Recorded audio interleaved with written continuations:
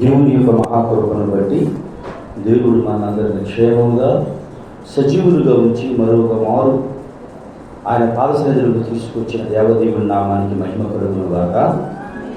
కూడుకున్న మీ ಎಲ್ಲరిని దేవుడు దీవించి ఆశీర్వదించి ఆయన కృపలో బలపరిచి భద్రపరిచి నడిపించును గాక. దేవుని బిడ్డలారా, మనము కీర్తనల గ్రంథాన్ని ధ్యానం చేస్తూ ఉన్నాం. గత వారము నుంచి 2వ అధ్యాయాన్ని మనం ధ్యానం చేస్తూ ఉన్నాం. 2వ అధ్యాయంలో నుండి సంగతులను ఈరోజు 3వ వచనంలోనికి వెళదాం.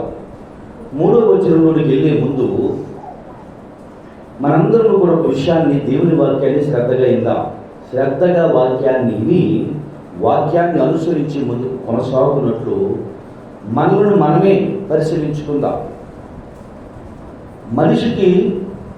మనిషిలో ఉన్నటువంటి రోగానికి సంబంధించిన ఒక సంగతిని మనం పరిశీలిస్తే దేవుని వాక్యం తెలియజేస్తుంది, ప్రతి క్షణము మనం పరిశుద్ధపరచుకోవాలి, ప్రతి క్షణము మనము సరి చేసుకోవాలి. అది ఎలా సరి చేసుకోగలము అంటే, మనుషులకి భూలోకంలో కొన్ని వ్యాధులు వస్తూ ఉంటాయి.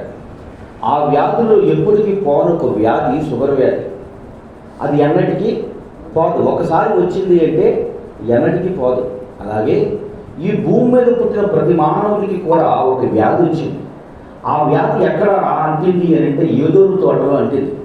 ఆ వ్యాధి పేరే పాపము. ఆ వ్యాధి పేరే పాపము. ఒంటిలో ఉన్న షుగరు టెస్ట్ చేసుకోవాలంటే ఏం చేయాలి? డాక్టర్ దగ్గరికి వెళ్ళాలి.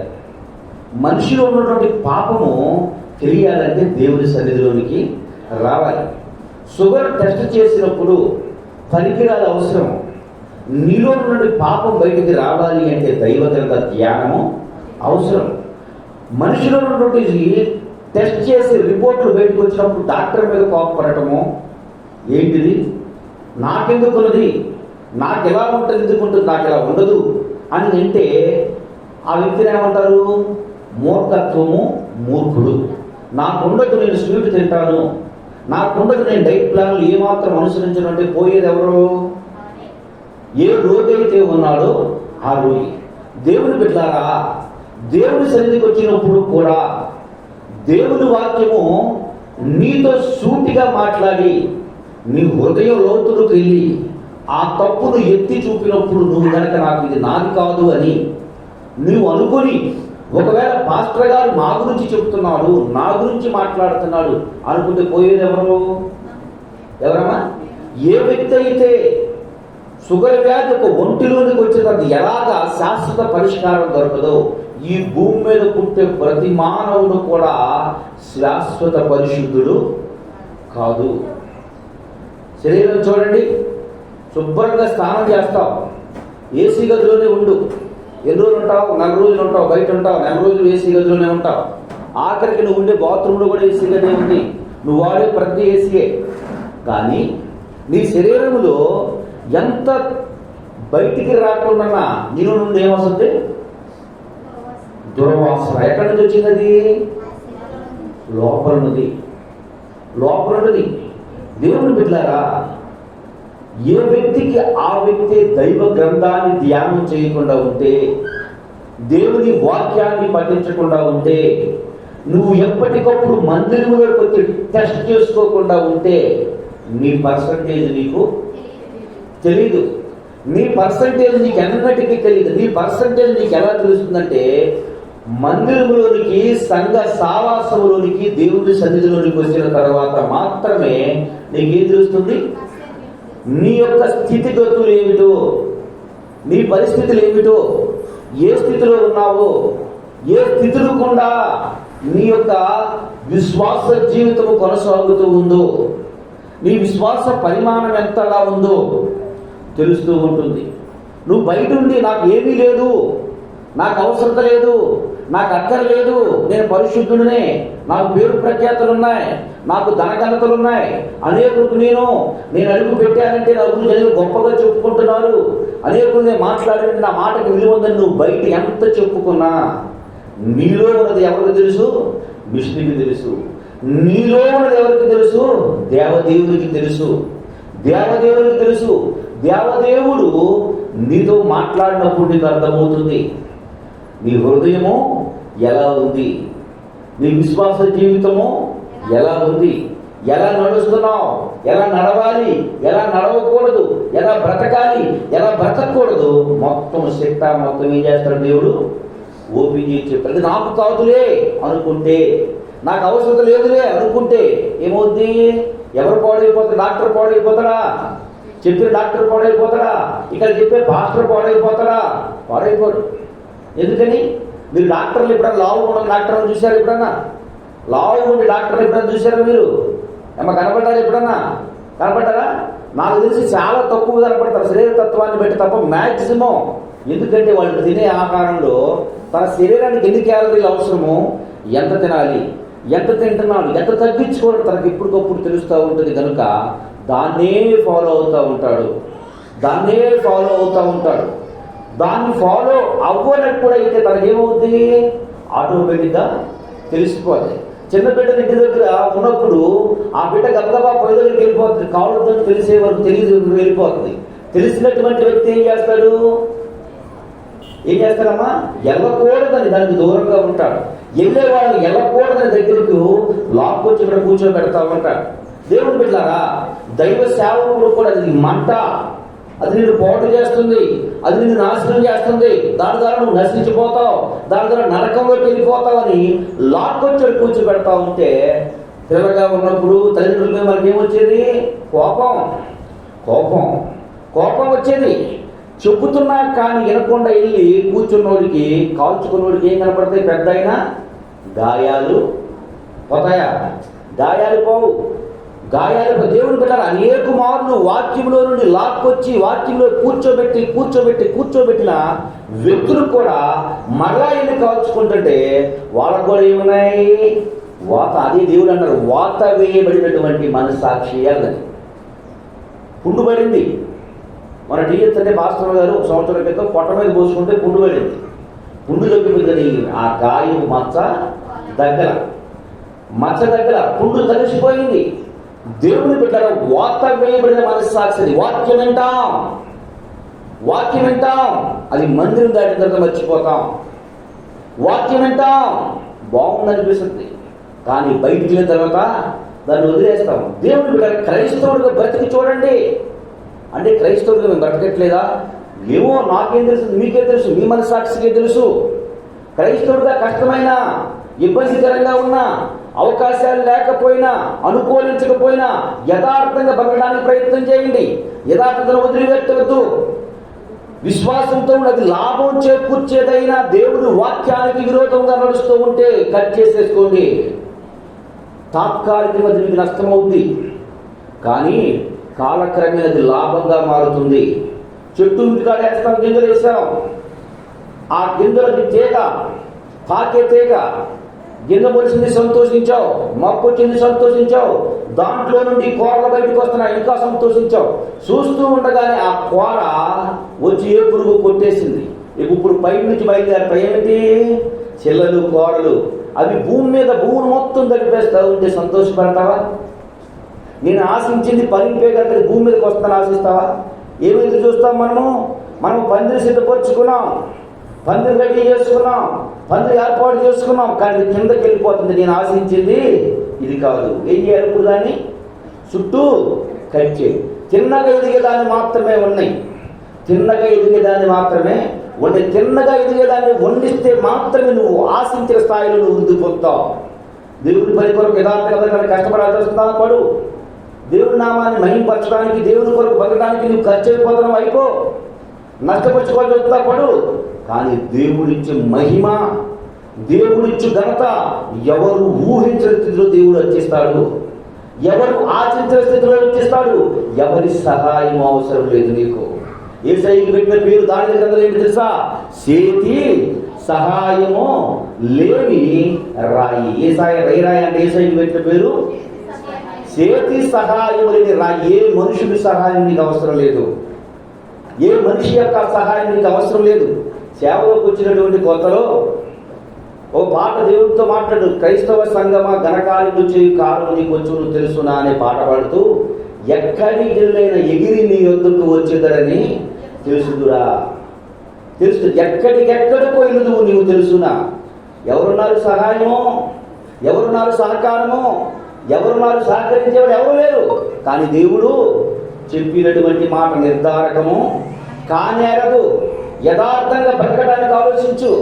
నీ మీద నీకే ఆశ్చర్యాన్ని కలిగిస్తాడు, నీ మీద నీకే ఆశ్చర్యాన్ని కలిగిస్తాడు. నువ్వు చెప్పిన ఒక మాట దేవుడిలో నడవటం ప్రారంభించావనుకో, ఎవరి సహాయం అసలు? బండి వేసుకొచ్చాం కదా మేము, ఆ బండిని ఒకసారి ఆపితే దానికి సపోర్ట్ కావాలి. బండి ఆపితే బండి నడుస్తున్నంత కాలం అనేకులు అది మోసుకుంటూ వెళ్ళిపోతాయి. ఒకటే గుర్తుంచుకో, నువ్వు ఒకరికి సహాయ సహకారాలు కోరుకుంటున్నావు అంటే నువ్వు ఆగిపోయావు. ఒక సైకిల్ ఆ స్టాండ్ వేయాలని అక్కడ నిలబెట్టాలి అంటే దానికి స్టాండ్ కావాలి, సపోర్ట్ కావాలి. అది నడవడం ప్రారంభిస్తే ఎవరి సహకారాలు అంత అవసరం లేదు. దేవుని భక్తి జీవితంలో ఎవరి మీద నువ్వు ఆధారపడుతున్నావు అంటే, ఎవరి ఆదరణ కొరకు నువ్వు ఎదురు చూస్తున్నావంటే నువ్వు ఆగిపోయావని గుర్తుంచుకో. యేసు ప్రభు చెబుతున్నాడు, ఏం చెబుతున్నాడు? సాగిపోండి. ఎందుకు ఆగుతున్నారు? ఎర్ర సముద్రంలో ఆ సాగిపోండి, ఆగిపోవద్దు.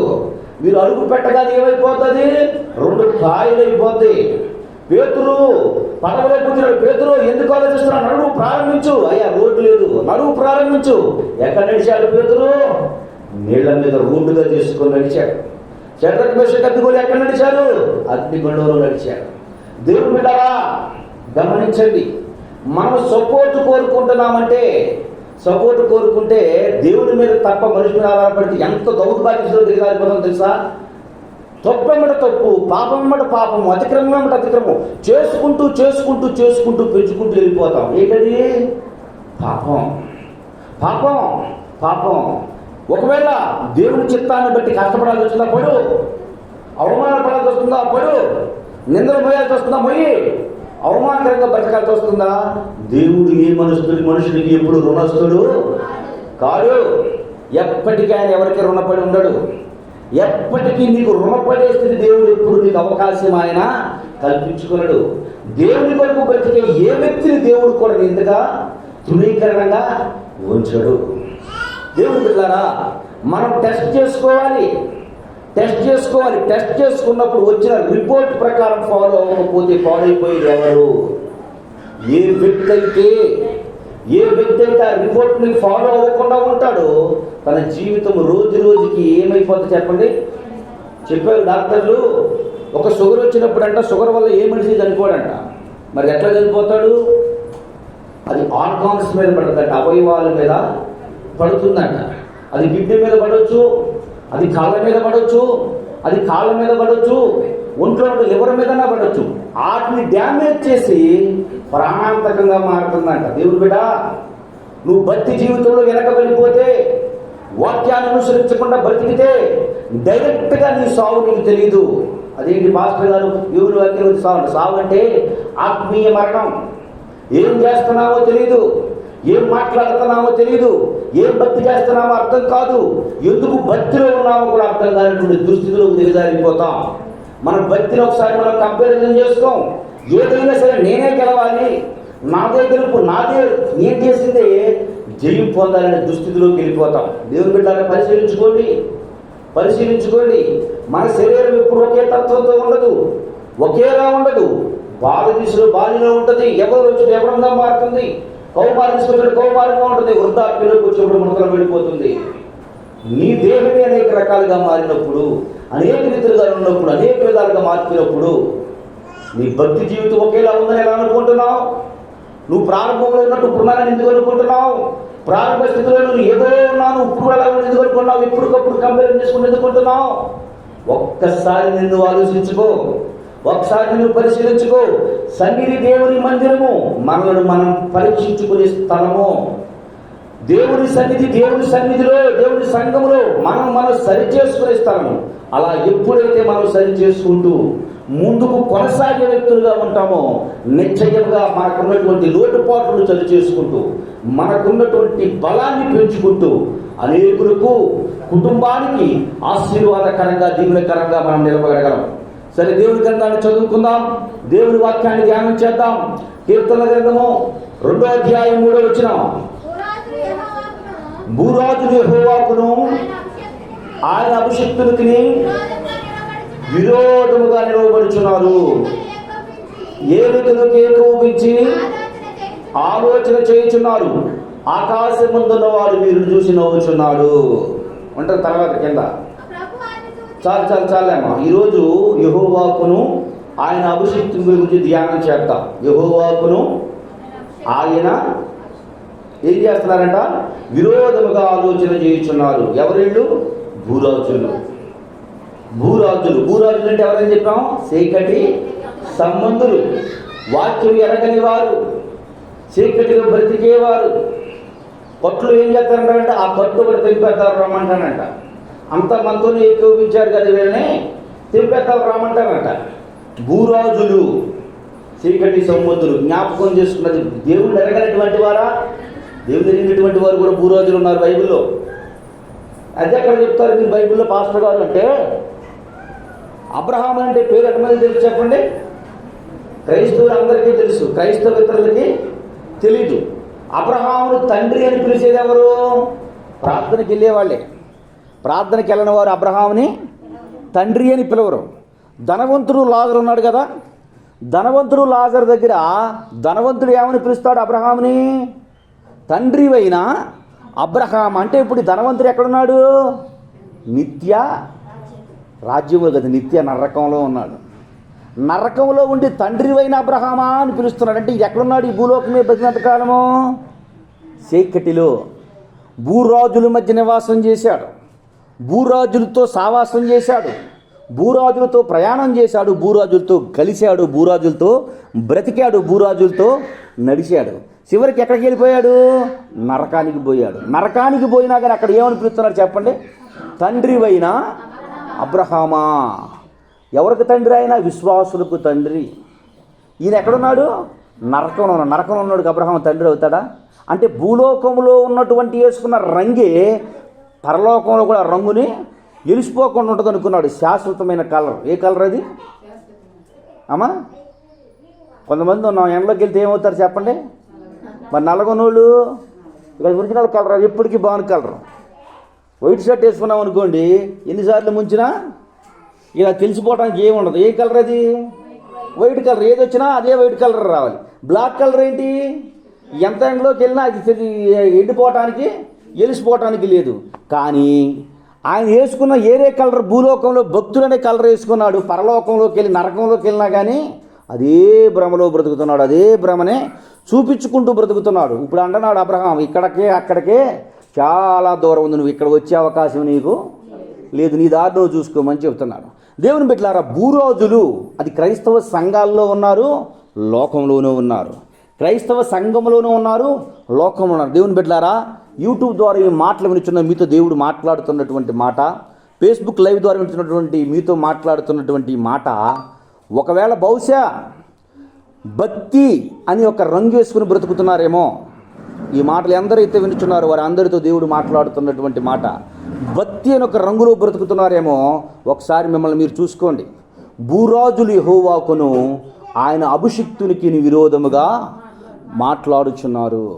భూరాజులు చీకటి సంబంధులు, భూరాజులు దేవుణ్ణి ఎరిగామని భక్తిని అని అనుకున్న ఆ భక్తిని ఎరగనటువంటి వ్యక్తులు. యేసు ప్రభు ఏం చెప్పాడు? మార్కు సువార్తంతా చదువుకున్నటువంటి పాఠంలో, నీ తల్లి నీ సహోదరుని దగ్గరికి వచ్చారయ్యా అంటే దేవుడు ఏమన్నాడు? నా తల్లి ఎవరు? నేను చెప్పిన మాట కాదు, యేసయ్యే చెప్తున్నాడు. నా తల్లి ఎవరు, నా సహోదరులు ఎవరు? నా తండ్రి చిత్త ప్రకారం చేయువాడే తప్ప మరి ఎవరు నాకు తండ్రి కాదు, సహోదరుడు కాదు, నీ తల్లి కాదు అని దేవుని వాక్యం తెలియజేస్తుంది. ఈ భూలోకంలో ఉన్నంత వరకే మనకు సంబంధాలు. పరలోకానికి వెళ్ళిన తర్వాత తండ్రి చిత్త ప్రకారం అయ్యా మా నాన్న మారు మనసు పొందలేదు, ఇక్కడ తీసుకెళ్ళండి. ఏ సేపు అంటాడు? నాకు ఇక్కడ మా అమ్మ నాన్నే భూమి వదిలిపెట్టి వచ్చారు మారు మనసు పొందకపోతే, మా తమ్ముడినే వదిలిపెట్టి వచ్చా, మా చెల్లెలనే వదిలిపెట్టి వచ్చా, మా అక్కలనే వదిలిపెట్టి వచ్చా. ఇక్కడ భూలోకం మీద ఉన్నప్పుడు నీకు ఆ పని అప్పచెప్పా. ఏం చేయమని? వాళ్ళ గురించి ప్రార్థించమని, నీ ప్రవర్తన ద్వారానో నీ క్రియల ద్వారా వాళ్ళని మార్చమని చెప్పా. నువ్వే మారంది, ఇంకాళ్ళు ఏం మారుతారు? ఆ రోజు మునిగావు. ఏ రోజు? ఆ చెరువులోనో తొట్టులోనో మునిగావు. ఆ మునిగిన రోజే చర్చిలో ఉన్నావు. తర్వాత మరలా చర్చి తెలియదు, వస్తున్నావు చర్చి, కానీ ఎప్పుడు వస్తున్నావు, ఎప్పుడు వింటున్నావు, ఏమి వింటున్నావు ఏమో తెలియదు నీకు. ఎందుకు వస్తున్నావు ఏమో తెలియదు నీకు. వాక్య హృదయంలోకి వెళ్ళకుండానే టెస్టులు చేయించుకోకుండానే నీలో ఉన్న లోపాలు ఎలా తెలుస్తాయి? వాక్యం హృదయంలోకి వెళ్ళకుండా నీలో ఉన్నటువంటి బలహీనతలు నీకు ఎలా తెలుస్తాయి? తెలియవు కదా. నువ్వెప్పుడు వినలేదు. ఇప్పుడు నా తండ్రి అని పిలుస్తున్నావు, తండ్రిని ఎట్లా అవుతాను నీకు అని అబ్రహాం గారు అంటూ మీకు మాకు మధ్యలో చాలా ఎంత ఏముందంటమ్మా? ఉందా బైబిల్లో? లాజరు గురించి చదివారా? మీకును మాకును మధ్య గ్యాప్ కాదు, అగాధం ఉందంట. ఏ అగాధం అది? ఏంటి అగాధం? పాపం అనే అగాధము. ఈ ఎక్కడున్నాడు ఈ ధనవంతుడు? తెచ్చుకొచ్చేవాడే. ధనవంతుడు ఎక్కడో ఎవరో బాప్తిసం తీసుకున్నాడే. ఈ ధనవంతుడు ఎవరో అప్పుడప్పుడు ప్రార్థనకు వచ్చి వెళ్ళేవాడే. ఈ ధనవంతుడు ఎవరో క్రైస్తవ పండగలో చేసేవాడే. కానీ ఇప్పుడు ఎక్కడున్నాడంట? నరకంలో ఉన్నాడంట. వాడు భూమి మీద ఉండగా ఆలోచించాడంట. ఏం చేశాడంట? యెహోవాకును అభిషిక్తుడు అంటే ఎవరు? దేవుడు ఏమంటారు? పాస్టర్ అయ్యారంటే నీకు అభిషేకం అయిందా అంటారు. యెహోవాకును ఆయన అభిషిక్తునికి విరోధముగా నిలవబడుచున్నారు, ఆలోచన చేయుచున్నారు. చూడండి ఒకసారి అభిషిక్తునికి దేవుడు ఇచ్చినటువంటి ఆధిక్యత ఏంటో చూద్దాం. మొదటి సమూయేలు గ్రంథము 1వ అధ్యాయము 17-18 వచనాలు. అంతటా ఏలి నీవు క్షేమంగా వెళ్ళుము, ఇశ్రాయేలు దేవునితో నీవు చేసుకున్న మనవిని ఆయన దయచేయునుగాక అని ఆమెతో చెప్పగా, ఆమె అతనితో నీ సేవకురాలునైనా నేను నీ దృష్టికి కృపనొందుదునుగాక అనిను. 8వ వచ్చిన 18 అయిపోయిందిగా. తర్వాత ఆ స్త్రీ తన దారిన వెళ్ళిపోయి భోజనము చేయుచు నాటి నుండి దుఃఖముఖిగా ఉండటం మానెను. తర్వాత ఎవరితో చెప్పారో చూద్దాం ఒకసారి. 7-8 వచ్చినాలు కూడా చదువునానా. ఎల్కానా ఆమె ఏటేటా ఆ రీతిగా చేయుచు నుండగా మన్నా హన్నా యెహోవా మందిరమునకు పోవునప్పుడల్లా ఆమెకు కోపము పుట్టించును. కనుక ఆమె భోజనము చేయక ఏడ్చుచూ వచ్చును. ఆమె పెనిమిటి అయినా ఎల్కానా, అన్న నువ్వెందుకు ఏడ్చుచున్నావు? నీవు భోజనము చేయు మానుట ఎలా? నీవు మనోవిచారం ఎందుకు? నీకు కలిగినది 10 మంది కుమారుల కంటే నేను ఎక్కువ కాదా అని తన భర్త బతిమలాడుతున్నాడు. చూడండి అమ్మ, ఇక్కడికి ఒకసారి వెళ్దాం. అక్కడ ఒక యాజకుడు ఉన్నాడు, యెహోవా అభిషిక్తుడు ఉన్నాడు. ఇక్కడ ఏడ్చే తల్లి ఒక తల్లి ఉంది. ఆ తల్లి ఎప్పుడు మనోదుఖంతో ఉండేదంట. మనోదుఖంతో ఎప్పుడు ఉండేది. 2 ఎప్పుడు తన మీద అందరూ ఎప్పుడు పోరాటమే. 3 బిడ్డలు లేనిది. 4 సరిగా ఆహారాన్ని తినేది కాదు. 5 ఎప్పుడు ఏడుస్తూనే ఉండేది. ఎప్పుడు ఏడుస్తూనే ఉండేది. ఎప్పుడు ఏడుస్తూ అందరి చేత తృణీకరణ పొందుతూ అందరి చేత చిన్న చూపు చూడబడుతూ ఎంతమంది ఓదార్చినా తన భర్తే ఓదార్చినా ఓదార్పు పొందనలన్నది. బంధువులే ఓదార్చినా ఓదార్పు పొందనిది. ఎవరు ఆదరించినా ఆదరణ దొరకనిది. మందిరంలోకి వస్తే ఎవరు ఓదార్చారంటండి? యాజకుడు.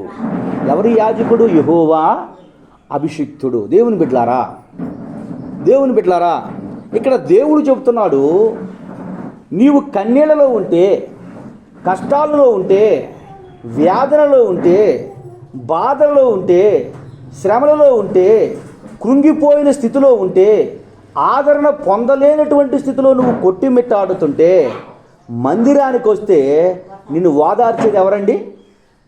నిన్ను ఓదార్చేది ఎవరు? అమ్మ విన్నారా దేవుని మాట? ఓదార్పు ఎక్కడ దొరుకుద్దంట? దేవుని దాసుడు, అభిషిక్తుడు, దేవుని దాసుడు. మొన్న అంటున్నారు మాకెవరితో పర్లేదు, మాకు దేవుడితో పర్లేదు. మరి సేవకుడిని ఎందుకు పెట్టాడు దేవుడు? సేవకుడిని ఎందుకు పెట్టాడు దేవుడు? దేవుడు ఎందుకు అభిషిక్తుని గురించి మాట్లాడాడు? అభిషిక్తుని గురించి ఎందుకు దేవుడు మాట్లాడుతున్నాడు? అభిషిక్తుడు అవసరం లేదు కదా. ఇక్కడ ఆదరణ ఎవరి ద్వారా వస్తుందంట? ఎవరి ద్వారా ఆదరించబడింది అన్నమ్మ? ఎవరిని ఆదరించారు అన్నమని? ఎవరి ద్వారా ఆదరణ కలిగిందని చెబుతుంది. నేను చెప్పే మాటలా? టెస్టుల రిపోర్ట్లు తప్పు, నాకు టెస్ట్ రిపోర్ట్లు వద్దు, నా ప్రకారం నేను పోతాను అంటే ఏం జరుగుతుందండి? ఇక్కడ దేవుడు ఏం చెప్తున్నాడు? ఇక్కడ వచ్చి ఏలి ఏం చేశాడు? ఎవరితో మాట్లాడాడు? రోదిస్తూ, చదవమ్మ ఒకసారి. రోదిస్తూ అంతటా ఏలి నీవు క్షేమంగా వెళ్ళు. వాళ్ళు క్షేమ సమాచారం చెప్పలేదామా? వాళ్ళు క్షేమ సమాచారం చెప్పలేదా? వాళ్ళు ఆదరించలేదా? వాళ్ళు ఆదరణ చూపలేదా? స్వయంగా తన భర్తే వచ్చి అంటున్నాడు కదా, అమ్మ నీకు ఎందుకు ఏడుస్తున్నావు? నేను నీకు లేనా? నీకేం కావాలో చెప్పు తీసుకో, నీకు ఏది ఇస్తానో చెప్పు తీసుకోండి. ఇక్కడ నేను పాస్టర్ గారు ఏమైనా ఇచ్చాడా? పాస్టర్ గారు ఏమన్నా ఇచ్చాడా? ఏమి ఇవ్వలా. ఏం చెప్పాడు పాస్టర్ గారు? ఏం చెప్పాడమ్మా పాస్టర్ గారు? ఇక్కడ ఏం చెప్పాడు చదవండమ్మా. ఇశ్రాయేలు దేవునితో నీవు చేసుకుని మనవి ఆయన దయచేసి. ఈ మాటలు ఎవరు చెప్పుండ్రా? ఈ మాటలు ఎవరు చెప్పుండ్రా? గుర్తించండి, గుర్తించండి. దేవుడు ఎన్నుకున్నవాడు దైవ సేవకుడు. దేవుడు ఎన్నుకున్నవాడు దేవుని అభిషిక్తుడు. దేవుని నా మాట, నా నోటి మాట నీ నోట ఉంచానని సెలవిచ్చినటువంటి వాడు దేవుడు, దేవుని సేవకుడు. నిలబెట్టుటకు, కట్టుటకును, పడగొట్టుటకు నీకు వాక్కునిచ్చానని చెప్పిన వాడు దైవ సేవకుడు. గర్భమందు రూపింపకుని నిన్ను ప్రత్యేకంగా ఎన్నుకున్నానని చెప్పినటువంటి వాడు దైవ సేవకుడు. ఆ దైవ సేవకుని నోట ఎవరి మాటలుంటాయి? దేవుని మాటలుంటాయి. దేవుని మాటలుంటాయి. ఆదరణతో కూడినటువంటి మాటలు, ఆత్మీయంగా బలపరిచే మాటలు, ఆత్మీయంగా నిలబెట్టే మాటలు. ఇక్కడ మీరు ఎలా చెప్పగలరు అంటే ఆయన పరిస్థితి ఆలోచిస్తే ఆయన బిడ్డలేం భక్తులు అవలా? ఏలీ కుమారులు భక్తులయ్యారా? భక్తులు అవలా? ఇష్టానుసారంగా బ్రతికారు, ఇష్టానుసారంగా జీవించారు. అక్కడ సమూయేలు అనే ఒక బొడ్డోడు తీసుకొచ్చి ఇంట్లో ఉన్నాడు. ఆ సమూయేలు ఏం చేశాడు తెలుసా? ఈ అన్నమ్మ కుమారుడు దావీదును అభిషేకించాడు. ఈ సమూయేలు ఏం చేశాడు తెలుసా? సౌలును అభిషేకించాడు. ఈ సమూయేలు ఏం చేశాడు తెలుసా? ఆ ఏలీ మాట ప్రకారం విని, ఏలీ భక్తుడు అంటామా భక్తుడు కాదంటామా? ఏలీ భక్తుడు కాదు నాకు అనవసరం. కానీ ఎవరో ఆయన? యెహోవా చేత అభిషేకము నొందిన అభిషిక్తుడు. యెహోవా చేత అభిషేకము నొందిన అభిషిక్తుడు. అభిషిక్తుడు తల్లి వచ్చేసింది. ఇప్పుడు ఆ తల్లి వచ్చి ఏడుస్తూ ఉంటే, అమ్మా నువ్వు చేసినటువంటి ప్రార్థన దేవుడు విన్నాడు. ఒక మాటతో నేను ఆదరణ వచ్చేసిందంటారా? ఒక మాటతోనే ఆదరణ వచ్చేసిందంటారా? ఏమో ఏం మాట్లాడాడో, ఏం ధైర్యపరిచే మాట్లాడాడు, ఏమి దేవుని వాక్యంలో సంగతులు తెలియపరిచాడు, ఏ వాక్యం ద్వారా ఆయన్ని బలపరిచాడో ఆ తల్లిని ఆదరించాడు. ఆదరణ కూడి భర్త ఆదరించలేనటువంటి ఆదరణ, తల్లిదండ్రులు చూపలేనటువంటి ఆదరణ, స్నేహితులు చూపలేనటువంటి ఆదరణ, తన దగ్గర ఉన్నటువంటి ఆస్తిపాస్తులు చూపలేనటువంటి ఆదరణ, ఆ సేవకుని నోట నుండి దేవుడు ఏమిచ్చా బిడ్డను బలపరిచాడో ఆ తల్లికే తెలియాలి. నాటి నుండి ఏం చేసిందంటే ఈవిడి ఏడవటం మానేసింది. ఏడుపు ఇక నాటి నుండి మానేసిందట. దేవుని బిడ్డలారా ఏం చెప్పాడు ఈయన? అమ్మా నువ్వు అడిగినటువంటి ప్రార్థనే నీకు జరుగుద్ది. ఈ మాటలు అందరూ ఆదరించలేదా? దేవుని సన్నిధికి ఎందుకు వెళ్ళాలి? దేవుని మందిరంలో ఏముంది? ఎందుకు వెళ్ళాలి అని అంటే దేవుని సన్నిధిలో దేవుడున్నాడు, దేవుని అభిషిక్తుడున్నాడు. దేవుడున్నాడు, దేవుని అభిషిక్తుడున్నాడు. అంతకు ముందు వరకు తాను ఏమి కొదువా అంటే ఏమీ కొదులేదు. ఆదరించే మాటలు లేవో బోళ్ళని ఉన్నాయి, ధైర్యం చెప్పేవాళ్ళేరా బోళ్ళంతమంది ఉన్నారు, బలపరిచేవాళ్ళేరా బోళ్ళంతమంది ఉన్నారు. బోళ్ళంతమంది ధనము, గొప్ప పేరు ప్రఖ్యాతి కలిగినటువంటి కుటుంబం, అనేకులు వచ్చారు. అనేకులు వచ్చిన ఏ మాటకి తను ఆదరణ పొందలేదు. ఏ మాటను బట్టి తన ధైర్యము తెచ్చుకోలేదు. ఏ మాటను బట్టి ధైర్యంగా నిలబడలేదు. ఏ మాటను బట్టి ధైర్యశాలిగా తను చేయలేదు. ఏడుపు మానలేదు, రోధించడం మానలేదు, భోజనం చేయలేదు. నాటి నుండి 18వ వచనం చదవండి అమ్మా. ఆమె అతనితో కృపనందునుగాక నేను.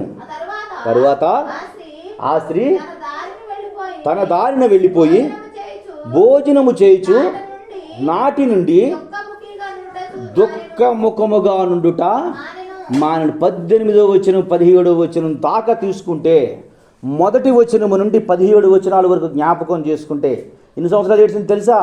40 సంవత్సరాలు అంటమ్మా. ఎన్ని సంవత్సరాలు ఏడ్చింది? 40 సంవత్సరాలు. 20 సంవత్సరాలు వివాహం చేశారు అనుకుందాం. ఇంకెన్ని సంవత్సరాలు ఏడ్చింది అప్పటి నుండి? 20 సంవత్సరాల పాటు నుంచి ఏడుస్తూనే ఉంది. ఈయన ఎంతసేపు ఓదార్చుంటాడు? సుమారుగా 20 నిమిషాలు. దేవుని బిడ్డలారా, దేవుని వాక్యము, దేవుని వాక్యాన్ని, దేవుని వాక్కుని పంచిపెట్టేవాడు అభిషిక్తుడు. దేవుని వాక్యాన్ని తెలియపరిచేవాడు అభిషిక్తుడు. దేవుని వాక్యాన్ని వివరించేవాడు అభిషిక్తుడు. ఇప్పుడు భూరాజులు ఎవరికి మీద వ్యతిరేకంగా లేస్తున్నారంటండి? యెహోవాకును ఆయన అభిషిక్తునికి విరోధముగా ఆలోచన చేయుచున్నారు. ఎవరు? యెహోవాకును ఆయన అభిషిక్తునికి. దేవుడు అన్నాడు, మిమ్మల్ని ఏమన్నా అంటే నన్ను అన్నట్టు. ఎవరి గురించి చెప్పాడు ఈ మాట? సేవకులను గురించి, దైవజనుల గురించి, దేవుని సేవకుల గురించి, దేవుని బిడ్డలను గురించి. చూడండి, అభిషేకము నొందిన వానిని నేను ముట్టను అన్నాడు. ఎవరో? దావీదు. అభిషేకము నొందిన వానిని నేను ముట్టను. మరి అభిషేకం పొందిన వాడు కొంతమంది ముట్టడానికి వస్తే దేవుడు ఏం చేశాడు? ఇదే దావీదు అభిషేకం పొందాడు. ఏ అభిషేకం పొందాడు? యాజక అభిషేకం కాదు. అభిషేకాల్లో కూడా రకరకాల అభిషేకాలు ఉన్నాయి. తెలుసా మీకు? సువార్తికుని అభిషేకము, సన్నిధి శ్రీ అభిషేకము, సంఘ పెద్ద అభిషేకము, దేవుని బిడ్డలారా పాస్టర్ అభిషేకము, రెవరెండ్ అభిషేకము, బిషప్ హౌస్ అభిషేకము, రాజుల అభిషేకము. ఈ అభిషేకాలన్నీ ఉన్నవి. ఒక్కొక్క అభిషేకాన్ని ఒక్కొక్క దేవుడు ఆశీర్వాదకరంగా ఉంచాడు. ఒక్కొక్క అభిషేకాన్ని అభిషేకంతో దీవించాడు.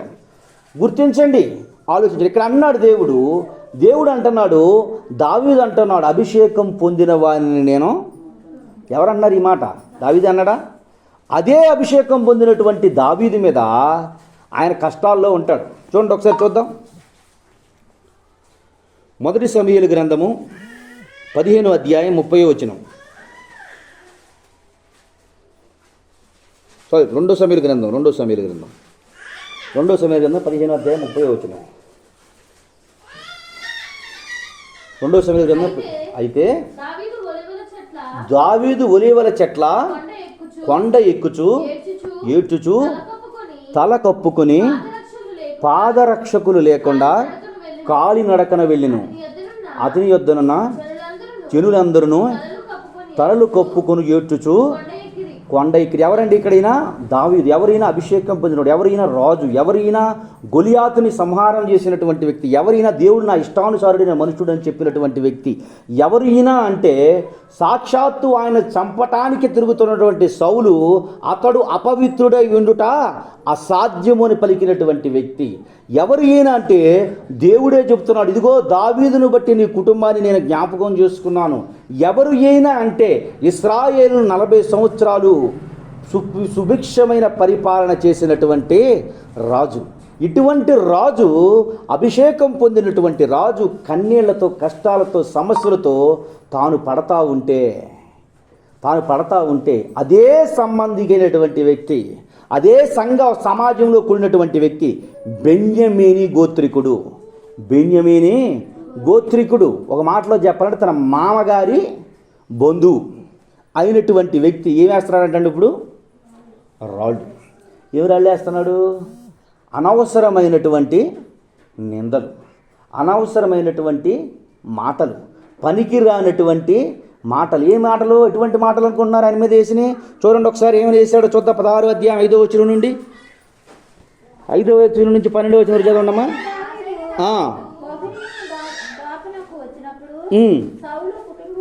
సౌలు కుటుంబీకుడగు హేరా కుమారుడైన షిమియను ఒకడు అతడి నుండి బయలుదేరి వచ్చి అతడు వెంట నడుచుచు ఎవరిని శపిస్తున్నాడండి? దావీదు ఎవరండి? అభిషేకం నొందినవాడు, అభిషేకం పొందినవాడు, అభిషేకించబడినటువంటి వాడు, అభిషేకం పొందినవాడు, అభిషేకించబడినటువంటి వ్యక్తి. అతడు ఇతరులను చంపటానికి చూసిన అభిషేకం పొందిన వాడిని నేను ముట్టను అన్నటువంటి వ్యక్తిని ధైర్యం చేస్తున్నాడు. ఎట్లా ధైర్యం చేస్తున్నాడు చూడండి. రాళ్ళు రూతున్నాడు. నిజమే, సేవకులు కొందరు బలహీనులుగా ఉంటే ఏమీ చేయలేని స్థితిలో ఉన్నారని వాళ్ళకి శక్తి కొలది ఏం చేస్తారు? 4 మాటలు వేయటం, అవమానకరంగా మాట్లాడటం, నిందలు పడటం. ఎవరి మీద అన్నారు? దేవుడే అన్నాడు, నిన్నెవరైనా ఏమన్నంటే నన్ను అన్నట్టుగా భావించుకో, నిన్నెవరైనా తృణీకరిస్తే నన్ను తృణీకరించినట్లుగా భావించుకో, నువ్వు వదిలేసినా నేను నిన్ను. ఇప్పుడు దావీదు ఏమన్నాడు చెప్పండి?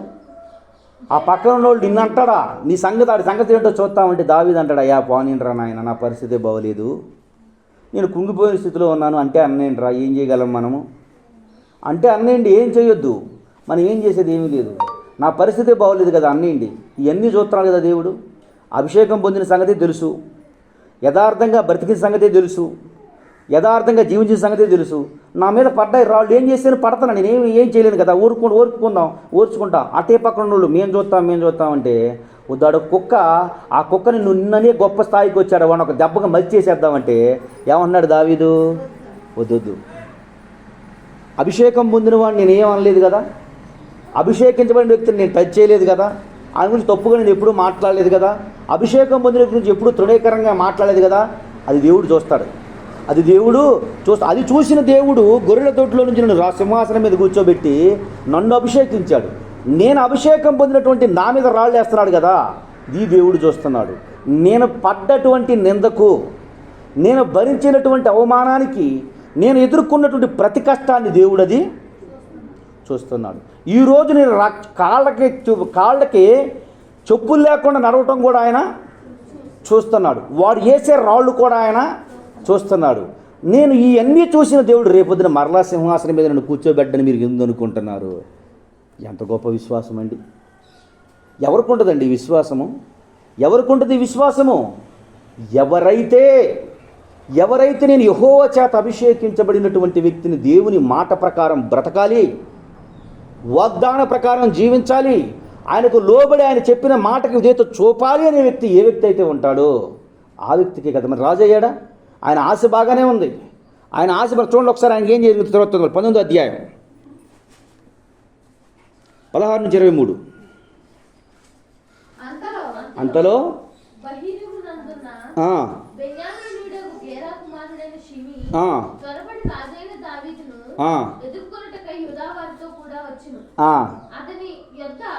ఇందాకేం చేశాడండి ఈయన 13, 16 అధ్యాయంలో శపించాడు, రాళ్ళు వేసాడు, అంతకుడా, దుర్మార్గుడా, నీచుడా, దౌర్భాగ్యుడా, నువ్వు పాడైపోతావు, నువ్వు నాశనం అయిపోతావు, నువ్వు పనికి రాకుండా పోతావు, ఎవడో అలాగే నీ శవాన్ని కుక్కలు బీక్కు తింటాయి, కాకులు బీక్కు తింటాయి, ఈ తింటాయి అని పలికాడు. అప్పుడు దావీదేమన్నాడు అప్పుడు? ఇవన్నీ చూస్తాం. పక్కన ఉన్నోడు అందరూ కోపం వచ్చేసింది దావీదుని తిడుతుంటే, పక్కన ఉన్న అందరూ కోపం చేయి, ఏంటి దావీదు రాజుని అంటావా? రాజు నువ్వు అంత చూడవేరంటే, అరే బాబు ఊరుకుంటాను ఆయన, నా కర్మ బాగోలేదు, తిడతానా, తిట్టినేయండి, పడతానన్నాడు. తిట్టినేయండి, నేను పడతాను, నేను భరిస్తాను, తిట్టినేయండి, మీరేం అనొద్దని చెప్పాను. అన్న తర్వాత 3వ అధ్యాయం ఒక 3 సంవత్సరాలు తిరిగిపోయింది. 3 సంవత్సరాలు. 3 సంవత్సరాల తర్వాత ఈయన వ్యతిరేకం చేసిన వ్యతిరేక శక్తులన్నీ ఏమైపోయినాయి? సమూల ధ్వంసం అయిపోయినాయి. ఇప్పుడు మరలా మన రాజుని తీసుకొచ్చుకుందాం, ఆయన అంటే తప్ప రాజుగా మనకెవరో అని అన్నారు. ఇప్పుడు శపించినటువంటి వ్యక్తి ఏమైపోయి రాజు అయ్యొత్తంటే అందరికంటే ముందు ఆడే ఉన్నాడు. ఆడే ఉండి ఇప్పుడు ఏమైనా పూడుతున్నాడు చూడండి రాజు, చూడండి ఒకసారి. అతని యొద్ద 1000 మంది బెన్యామీనీలు ఉండిరి, మరియు సౌలు కుటుంబీకులను శావకుడగు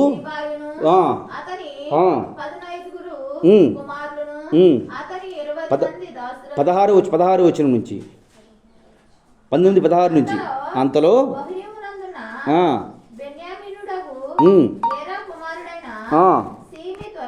షిమీ త్వరపడి రాజైన దావీదును ఎదుర్కొనుటకు యోధావారితో కూడా వచ్చెను. అతని వద్ద 1000 మంది బెన్యామీనీలు ఉండిరి, మరియు సౌలు కుటుంబీకులకును శావకుడగు షెబాయును 15 కుమారులను, అతని 20 మంది దాసులను వచ్చి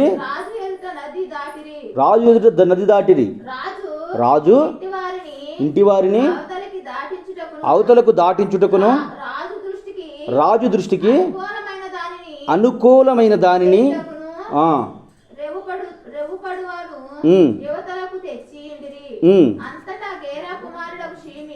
అంతటా గేరా కుమారుడగు షిమి వచ్చి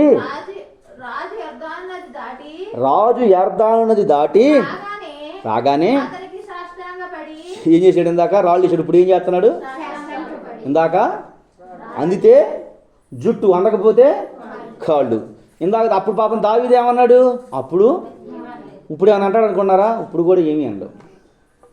అప్పుడు ఏమండవు, ఇప్పుడు ఏమండవు. అప్పుడు ఏమి మాట్లాడాలా, ఇప్పుడు ఏం మాట్లాడు. వేషాలన్నీ తెలుసు, ఆడు ఏమి వేషాలు ఎత్తనాడో తెలుసు, ఎలాంటి స్వభావమో తెలుసు.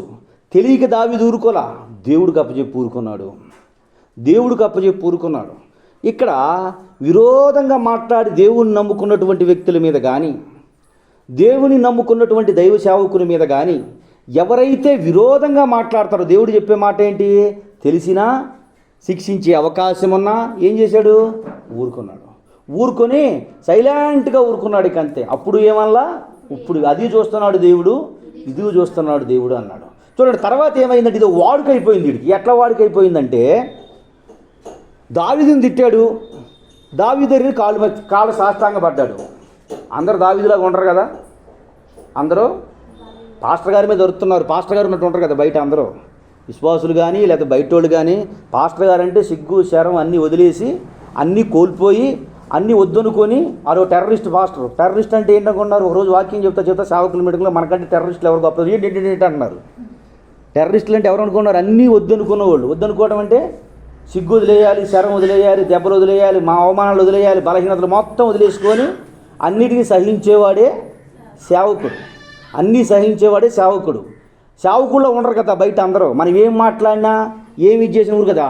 ఇదే ప్రయోగాన్ని సొలొమోన్ దగ్గర ప్రయత్నించాడు. సొలొమోన్ ఏం చేస్తాడు? పిచ్చోడా.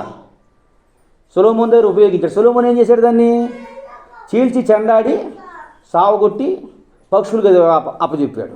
దేవుని బిడ్డలారా గుర్తించండి, నోరు జారి అలవాటు ఎక్కడెక్కడ వస్తుందంటే ప్రతి చాట వచ్చేస్తుంది.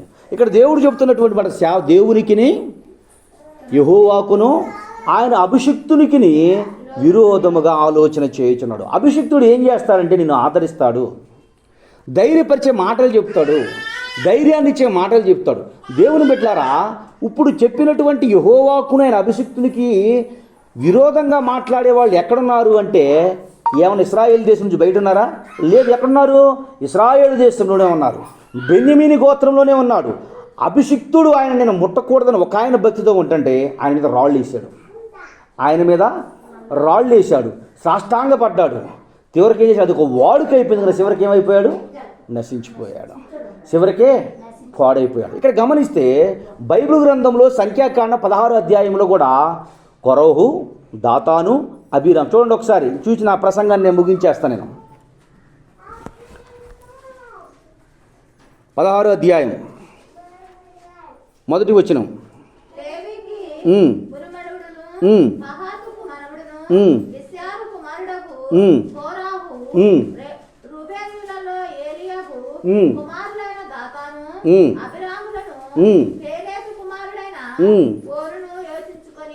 యోచించుకొని ఇశ్రాయేలీయులలో పేరు పొందినటువంటి పెద్దోళ్ళందరినీ పోగు చేసుకొని మోషే మీద ఎదురు తిరుగుతున్నాడంట. ఏమని?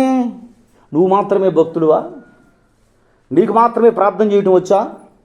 నువ్వు మాత్రమే లేవి గోత్రికుడువా?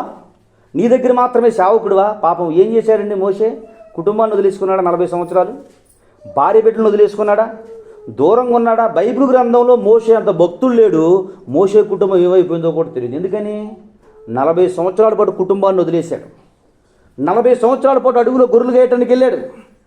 అటువంటి వ్యక్తిని పట్టుకొని ఏమన్నాడంటే, నువ్వు పరిశుద్ధుడువా? భక్తి కలిగినటువంటి వాడువా? నీ విశ్వాసం స్థిరమా? నువ్వు ఒక్కడివే అనుకుంటున్నావా? మేము లేవి గోత్రికులమే, మేము భక్తి పరులమే, మాకు భక్తి తెలుసు, మాకు విశ్వాసం తెలుసు, మేము భక్తిహీనులు అనుకుంటున్నావా? నీతో మాకు పని లేదు. మీకు తెలిసింది ఏంటి? భక్తి. ఇది తెలిసింది భక్తి.